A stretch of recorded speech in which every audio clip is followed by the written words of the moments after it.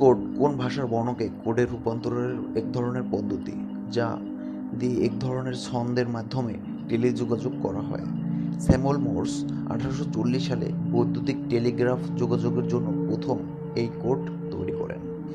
Morse code কোনো উপাদানের সংক্ষিপ্ত এবং দীর্ঘ এ দুটি আবশ্যকীয় উপাদান নিয়ে গঠিত। এক্ষেত্রে কোনো উপাদানের সংক্ষিপ্ত এবং দীর্ঘ এ দুটি রূপের এক ধরনের পর্যায়ক্রম, যার মাধ্যমে কোনো তথ্যের বর্ণ, সংখ্যা, জ্যোতিচিহ্ন ইত্যাদিকে উপস্থাপনা করা হয়। এতে এই সংক্ষিপ্ত এবং দীর্ঘ উপাদান হিসেবে শব্দ, চিহ্ন, স্পন্দন, কোনো যন্ত্রের সুইচ অন বা অফ এবং সাধারণভাবে ব্যবহৃত ডট, ডিট এবং ড্যাশ ইত্যাদি ছাড়াও আরও অসংখ্য জিনিস ব্যবহার করা যেতে পারে। ওয়ার্ড পার মিনিট হিসেবে মোর্স কোড হিসাব করা হয়ে থাকে।